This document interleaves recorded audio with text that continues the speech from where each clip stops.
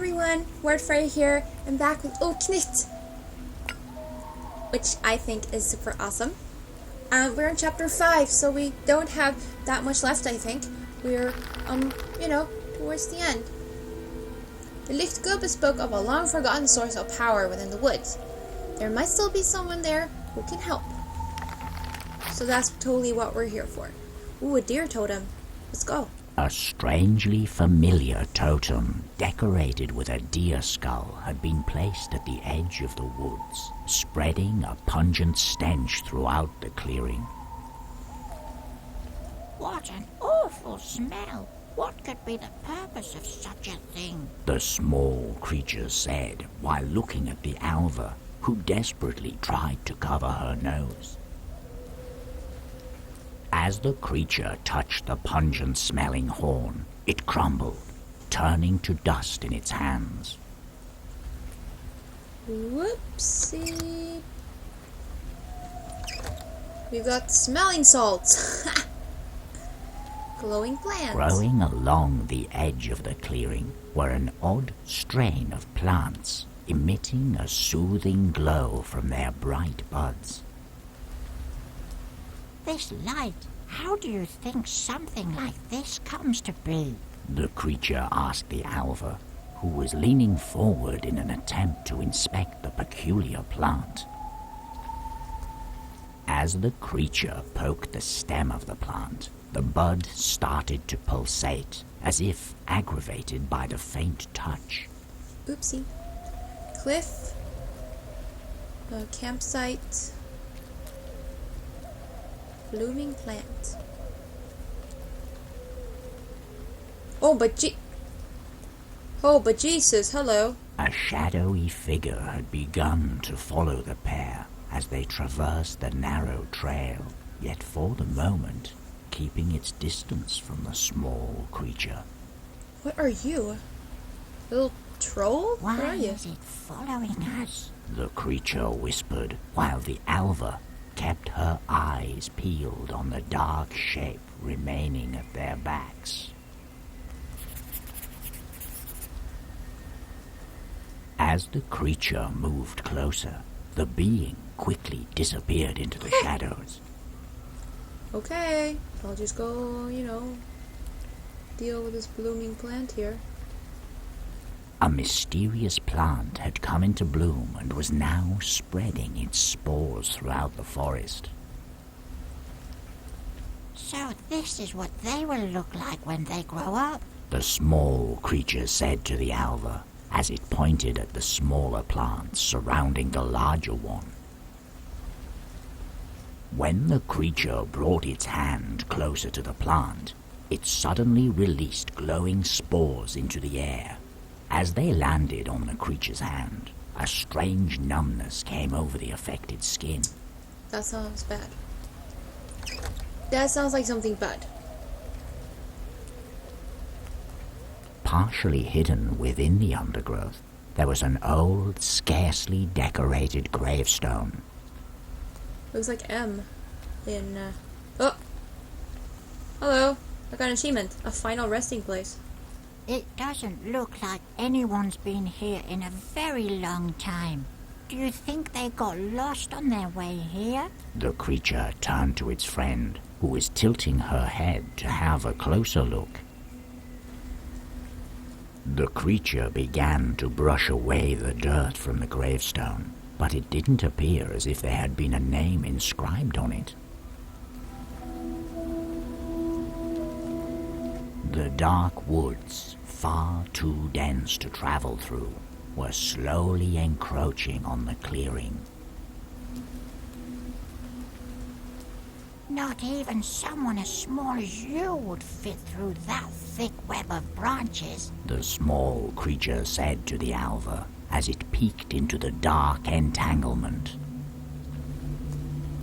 The creature attempted to force its way through the woods, but gave up as it didn't have the strength to break the tough branches.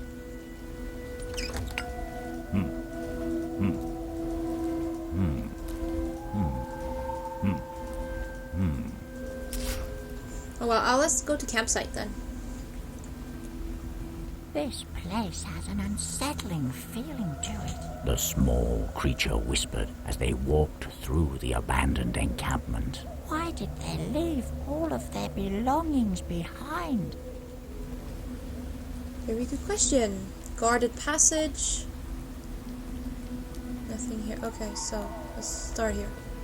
Oh, I forgot to do the rooms. A ragged piece of cloth held up by a pair of sticks formed what appeared to be a tent. Looks cozy enough. The creature said as it inspected the tiny sleeping area. Inside the tent, the creature found a thin, slightly bent metal blade. I want to go back and do the rooms. I forgot to do the rooms here.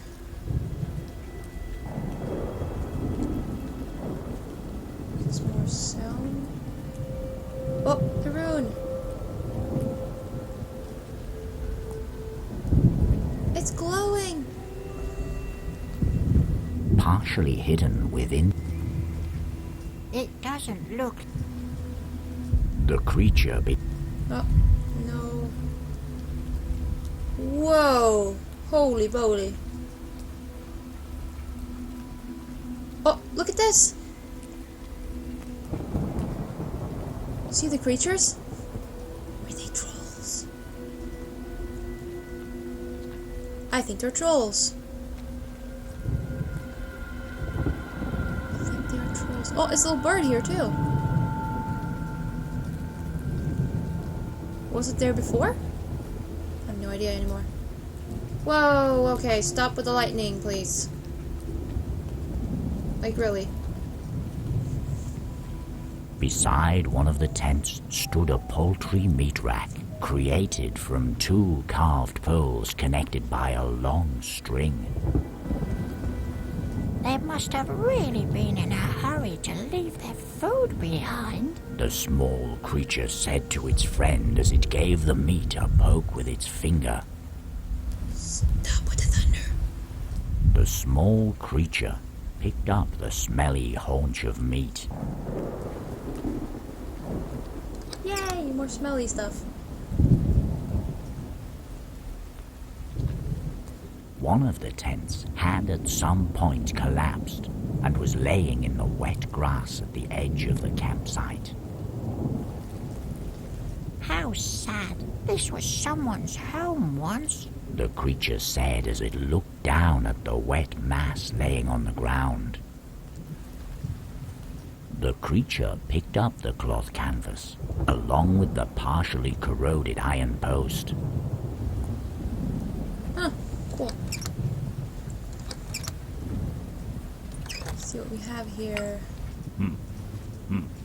Try to combine some stuff here. Oh, if the weather would just stop doing that, I would be very happy. Whoa. Oh, lightning rod. Cool.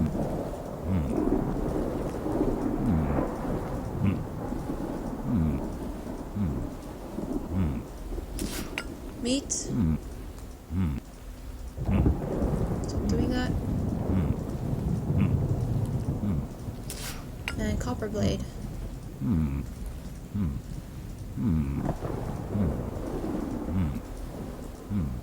Alright, well, we have a lightning rod. An ancient tree was standing by itself at the far edge of the encampment. Throughout the land, you might sometimes hear rumors of injured woodsmen sheltering themselves beneath an unusually large tree with strange characteristics. As they rest amongst its roots, they claim that the wounds fade away as if they had never been caused.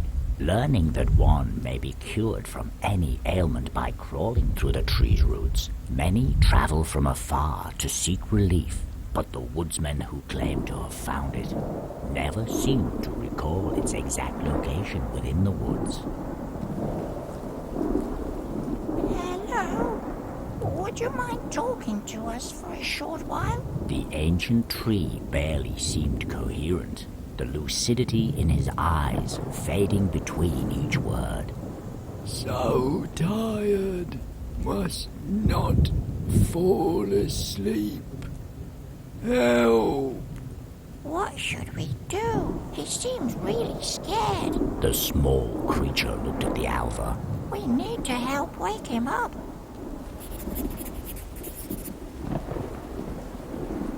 While moving its hand across the aged bark, the creature felt an odd sense of relaxation.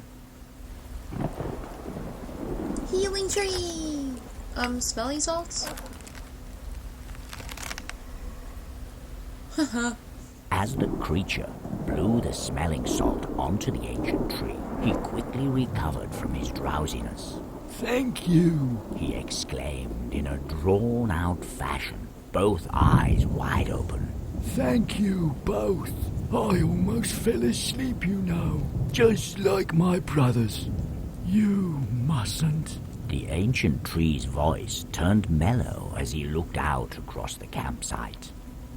None of them wanted to talk to me, so I simply remained silent.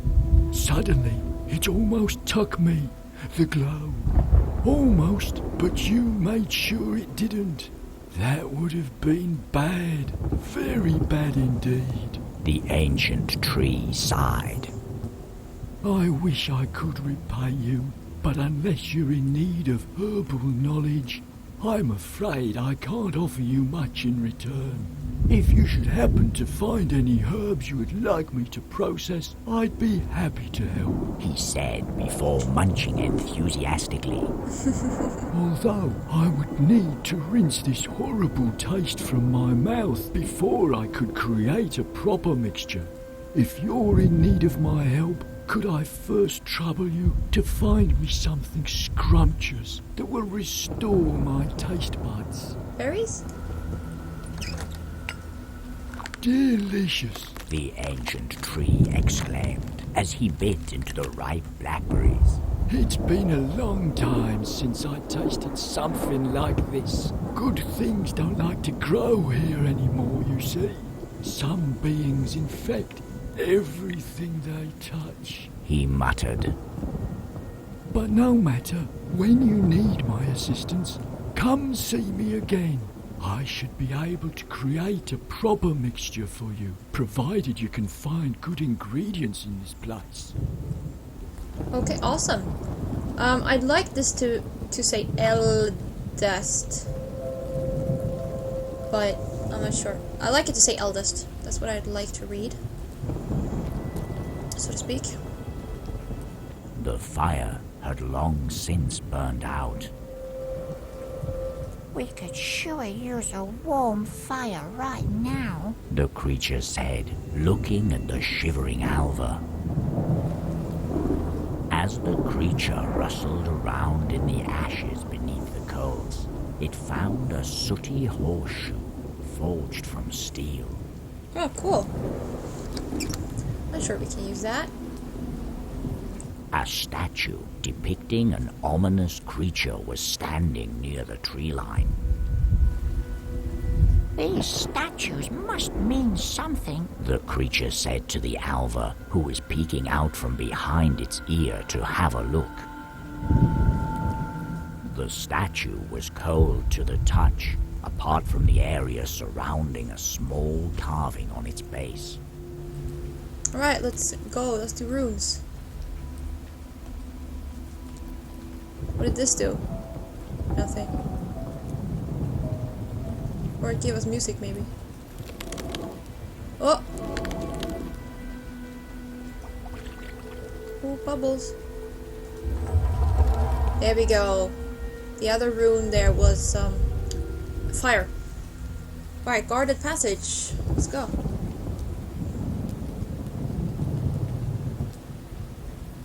Oh. Gloson. Oh, here we are. Now I know her. Unfinished totem. An unfinished totem had been placed at the center of 3 large stones, decorated by various rune carvings.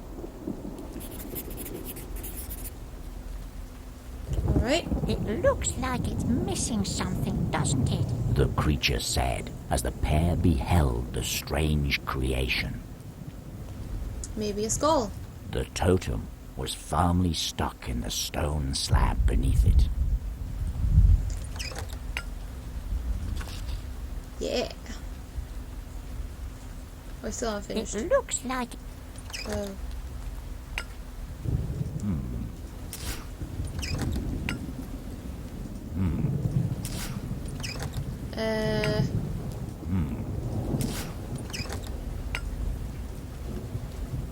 Yeah. Maybe. It's still unfinished? it.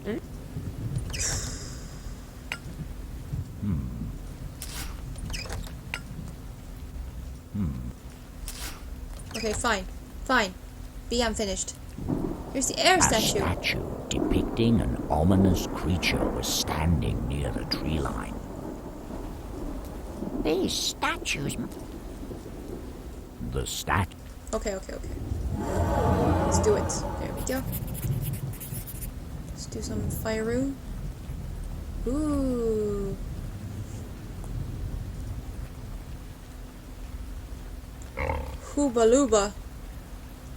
Hello?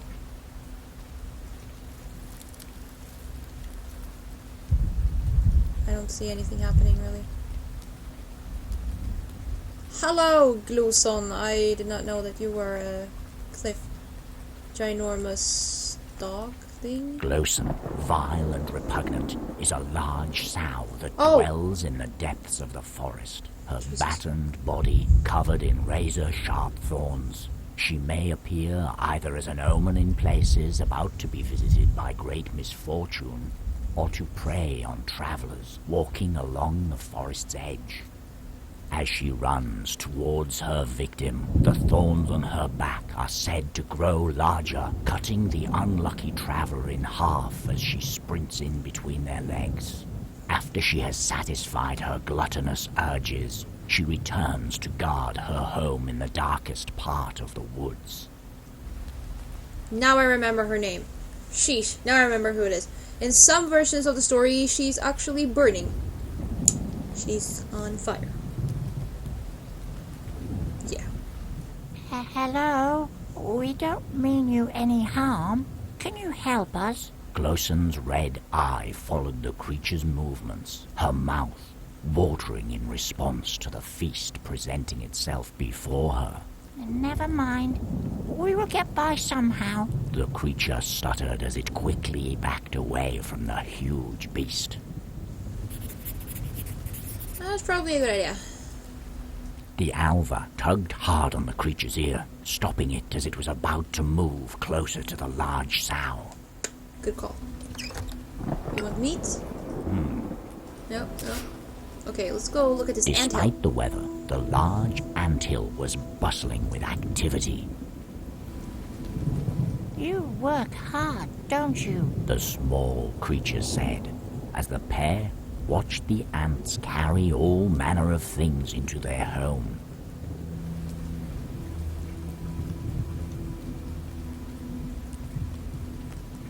The ants didn't seem to mind the creature picking up a handful of the leftover straws. Cool. Alright, let's go to the cliff back here.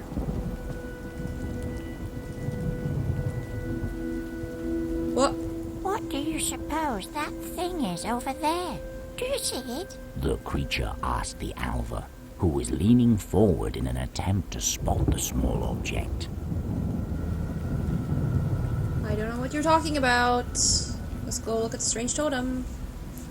A totem, crudely decorated with bone carvings and various symbols, had been struck into the ground, steadied by a pile of rubble. Another one of those strange things. I wonder why they were put here. The creature pondered, while the alva seemed to appreciate the odd craftsmanship.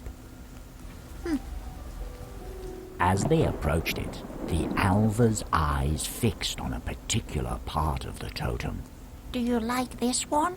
The creature asked, removing the blunt piece of flint from the totem. Oh, we got something. We got some flint. Oh, and we have some tinder too. Forest path. Alright, cliff edge. Dark woods. Okay, white flower.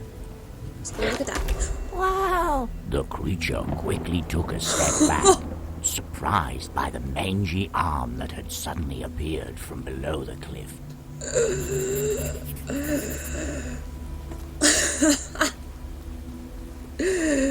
Jump scare. What's a Draug?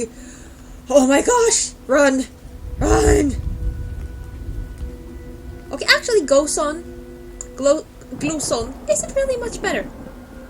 Yeah, between As the Gloson and a pair Draug. It's like... walked through the woods, the shimmering stars seemed more distant than before, eager to make room for the culmination of this darkest of nights. Is the world getting brighter outside the forest? The creature wondered as the pair watched the sky through the trees' canopies. Okay, so a Draug, a Draug, I'm gonna be Swedish, Draug. Bad news. Okay. You probably kind of say it's a zombie. It's a dead person whose body's walking again. Draugs have, they're super strong. They can change their size and their weight with their size. They still have intelligence. They still have some of their intelligence left. They are motivated by greed and jealousy. And they eat meat and blood. And the only way to stop them is to you can't like kill them, you can't like, you know, get rid of them. What you can do is thrust a stake through them and nail them to the ground so they can't move out of their graves. That's what you can do. This is bad news. A Draug was once a man who, after passing from this world, turned into a being consumed by its hunger for all that it once had. Approaching its perceived property carries with it great risks, as stories tell of Drauga whose grotesque appearance leaves the victim's mind in disarray, causing them to wander the woods aimlessly as they slowly transform into Drauga themselves. Hello? Are you down there? Could you perhaps let us look at the flower on the ground? It might be something very helpful to us. The creature tried, but the arm remained. The large arm was greedily warding off the small creature's attempt to grab the delicate-looking plant. The woods ended abruptly as parts of the ground had at some point plummeted into the darkness below.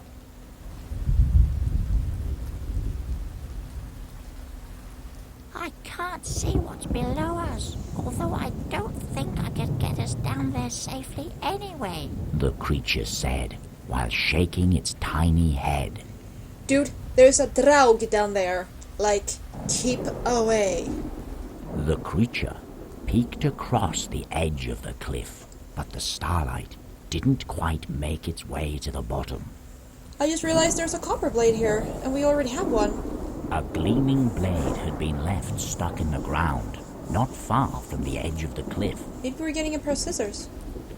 It looks like it was once part of some sort of tool. The creature said as it watched the light bounce off the metal. The creature didn't have any trouble pulling the thin blade from the moist soil. Awesome. See if we can combine it with the other one. Yay, we have scissors! Woohoo! Alright, I think we'll take a break here, and we might complete the game next time. Anyways, wow, that was a jump scare. But it's so cool. I never thought that Gloson would be in here. Or a Draug. I would have liked to see Oknytt, so I'm hoping that she will be in here, but if she's not, we'll meet her in another game. But anyways, it's one of the more famous ones. Anyways, thank you so much for watching. Hope you're enjoying Oknytt, and I'll see you later.